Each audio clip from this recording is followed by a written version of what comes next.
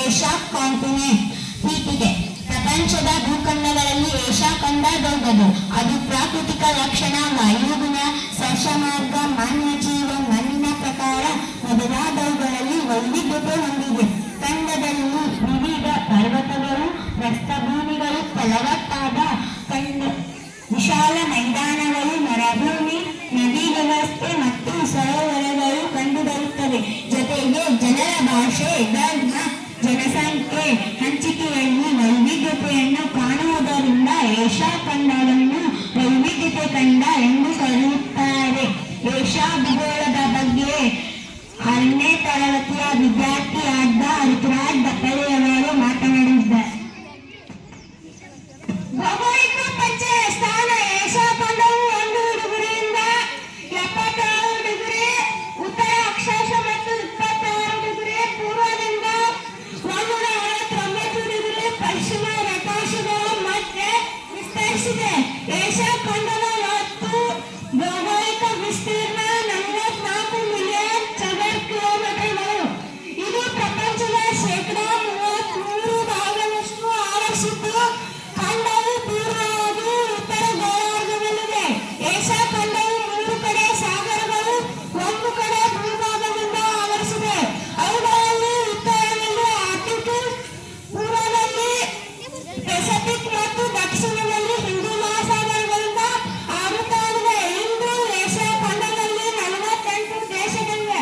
ಅವುಗಳನ್ನು 5 ಪ್ರಾದೇಶಿಕತೆಯ ಗುಂಪುಗಳಾಗಿ ವಿಂಗಡಿಸಿದ್ದಾರೆ: ಪೂರ್ವ ಏಷ್ಯಾ, ಆಗ್ನೇಯ ಏಷ್ಯಾ, ದಕ್ಷಿಣ ಏಷ್ಯಾ, ನೈಋತ್ಯ ಏಷ್ಯಾ, ಮಧ್ಯ ಏಷ್ಯಾ.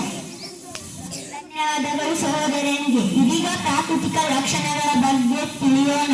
ಇದರ ಬಗ್ಗೆ ಮಾಹಿತಿ ಕರೆ ಹಾಕಿದ್ದಾರೆ ನಮ್ಮ 6ನೇ ತರಗತಿಯ ವಿದ್ಯಾರ್ಥಿ ವಿಜಯಲಕ್ಷ್ಮಿ ಕೊಡ್ಮೋಳಿ. ಈಗ ನಾವು ಪ್ರಾಕೃತಿಕ ಲಕ್ಷಣಗಳ ಆಧಾರದ ಮೇಲೆ ಖಂಡವನ್ನು 5 ವಿಭಾಗಗಳಾಗಿ ವಿಂಗಡಿಸಬಹುದು.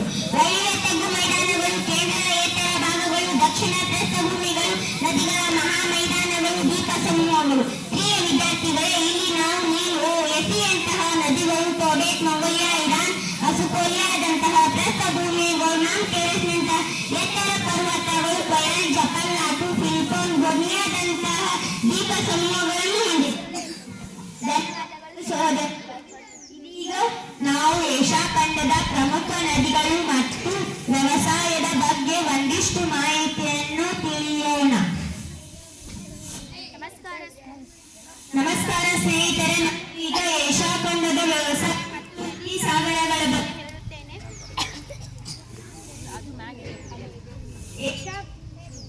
ಏಷ್ಯಾ ಖಂಡವು 3 ಸಾಗರಗಳು ಮತ್ತು ಒಳನಾಡಿನ ನದಿಗಳನ್ನು.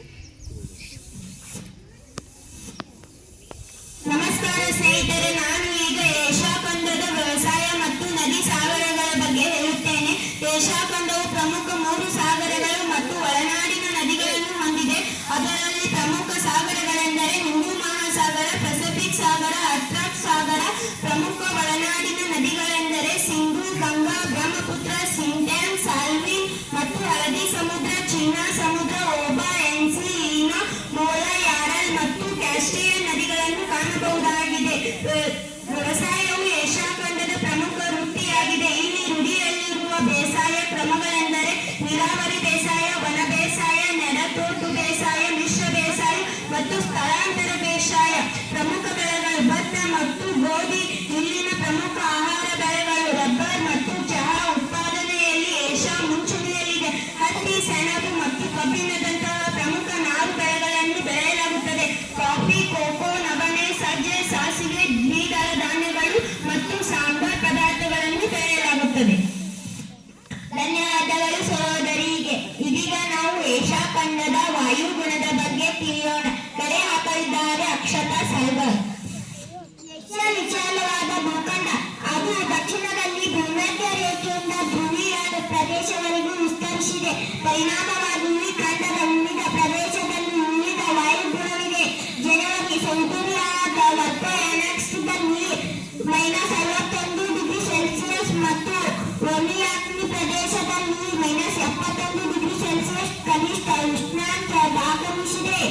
ಮತ್ತು ಭಾರತದ ಮೇಘಾಲಯ ರಾಜ್ಯ ಮಾಸಿಂದ್ರಾ ಪ್ರಪಂಚದ ಮಳೆ ಅತಿ ಹೆಚ್ಚು ಮಳೆ ಪಡೆಯುತ್ತದೆ.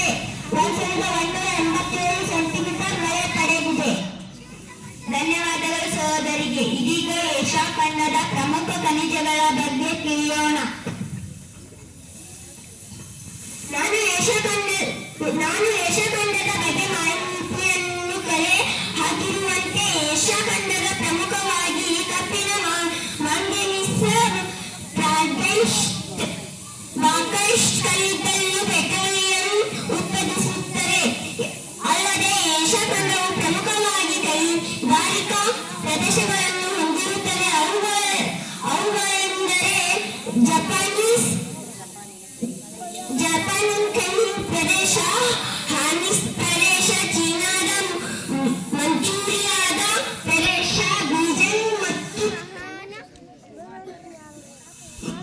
ವುಹಾನ್ ಪ್ರದೇಶ, ಭಾರತದ ಹೋಗಿ ಪತ್ತೆ. ಅಹಮದಾಬಾದ್, ವಿಶಾಖಪಟ್ಟಣ, ಛೋಟಾ ಮತ್ತು ದೆಹಲಿಯಲ್ಲಿ ಕಾಣಬಹುದು. ಧನ್ಯವಾದಗಳು. ಸಂಕ್ಷಿಪ್ತ ಮತ್ತು ಸುಂದರವಾದ ಮಾಹಿತಿ ನೀಡಿದ ಸ್ನೇಹಿತರಿಗೆ ಧನ್ಯವಾದಗಳು. ಇದೀಗ ಬಹು ಪ್ರಮುಖವಾದ ವಿಷಯವಾದ ಜನಸಂಖ್ಯೆ ಮಾಹಿತಿ ಬಗ್ಗೆ ತಿಳಿಯೋಣ. ಏಷ್ಯಾ ಖಂಡದಲ್ಲಿ ಸುಮಾರು 476 ಕೋಟಿ ಜನಸಂಖ್ಯೆ ಇದೆ. ಇದು ಪ್ರಪಂಚದ 60% 1950ರಲ್ಲಿ ಏಷ್ಯಾದ ಜನಸಂಖ್ಯೆ 140 ಕೋಟಿ ಮಾತ್ರ ಇತ್ತು. ಇದೀಗ ಜನಸಂಖ್ಯೆಯು ಬೆಳವಣಿಗೆಯ ದರವು ಹೆಚ್ಚಿದೆ. ಏಷ್ಯಾ ಖಂಡದಲ್ಲಿ ಭಾರತವು ದೇಶವು ಅತಿ ಹೆಚ್ಚು ಜನಸಂಖ್ಯೆ ಹೊಂದಿದೆ. ಭಾರತ ದೇಶದ ಜನಸಂಖ್ಯೆಯು 147 ಕೋಟಿ ಆದರೆ ಚೀನಾ ದೇಶದ ಜನಸಂಖ್ಯೆ 141 ಕೋಟಿ ಆಗಿದ್ದು